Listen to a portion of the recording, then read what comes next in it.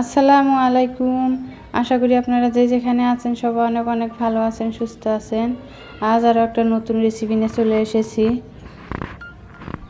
আমার ভিডিওটা প্রথম থেকে শেষ পর্যন্ত দেখার জন্য আপনাদেরকে অনুরোধ রইল। এখানে আমি 1 কেজি মুরগির মাংস নিয়েছি। মুরগির মাংস কেটে ধুয়ে নিয়েছি, ধুয়ে সাইডে রেখে দিয়েছি। রেখে দিয়ে এখন আমি আদা, রসুন, পেঁয়াজ, আলু সব ছিলে কুচি কুচি করে কেটে নিচ্ছি।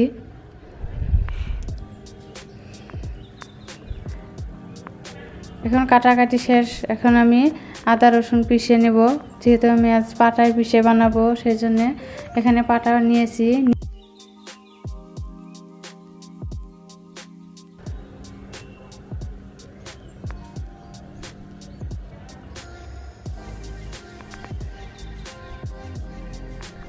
রসুন পিষে নিচ্ছি।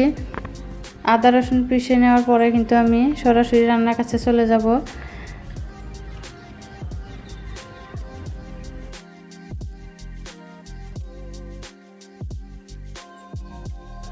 এই পাটায় আদা রসুন সব পিষে নিয়ে তরকারি রান্না করলে কিন্তু তরকারি মজাটাই অন্যরকম হয়, খাইতে কিন্তু অনেক ভালো লাগে। সেজন্য দেখেন আমি পাটাত পিষে মুরগির মাংস রান্না করব। আদা রসুন পেশা হয়ে গেছে। এখন আমার গরম মশলা অল্প একটু পিষে নেব।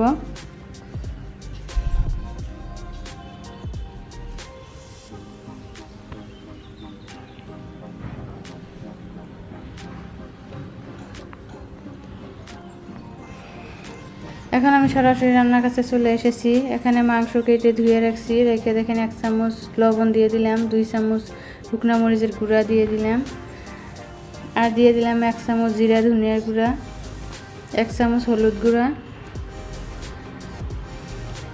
অল্প একটু মিঠা তেল দিয়ে দিলাম, 1 চামচ রসুন বাটা, 1 চামচের মতো আদা বাটা দিয়ে দিলাম। আদা রসুন বাটা দিয়ে একসঙ্গে সব মশলার সঙ্গে মাংসটা খুব ভালো করে মিশিয়ে নিচ্ছি। মাংস আর মশলা এরকম করে হাতে মেখে আলু দিয়ে পাতলা ঝোল বানালে কিন্তু খাইতে অনেক মজা লাগে। সেজন্য আমি আলু কেটে ধুয়ে যে রাখছি, সেই আলু কিন্তু ডাইরেক্ট আমি মাংসের মধ্যে কাঁচা আলু দিয়ে দিলাম। দিয়ে সব উপকরণ দিয়ে একসঙ্গে ভালো করে মিশিয়ে নিচ্ছি।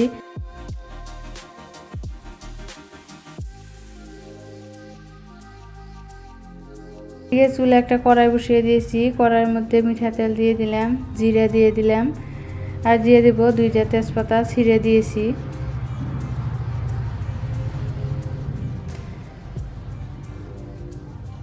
পেঁয়াজ কুচি দিয়ে দিলাম।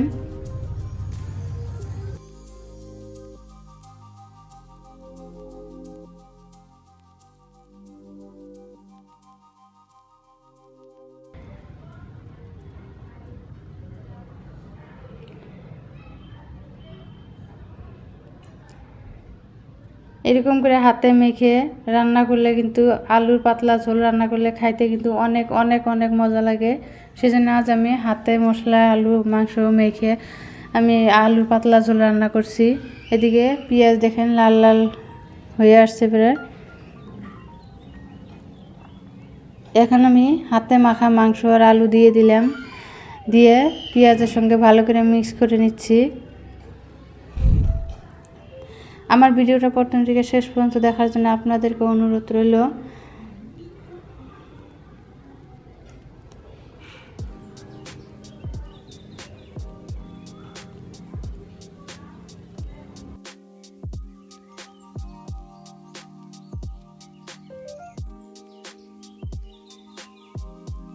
একদম কম সময়ে আলু দিয়ে মুরগি মাংস পাতলা ঝোল রান্না করছি, একদম সহজভাবে ঘরোয়া মশলা দিয়ে। এরকম মুরগি মাংস পাতলা ঝোল খাইতে কার কার ভালো লাগে একবার কমেন্টে জানাবেন।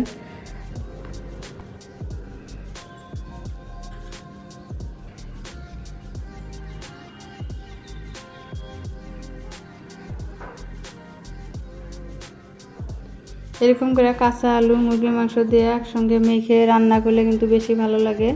আর এদিকে মাংস যে মাখছি সেই গামলার মধ্যে পানি দিয়ে কিন্তু আমি ঝোল দিয়ে দিলাম।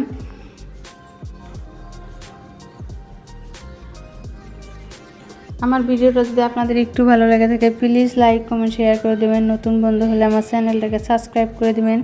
প্লিজ প্লিজ সাবস্ক্রাইব করে দেবেন, বেল আইকনটি বাজিয়ে দেবেন।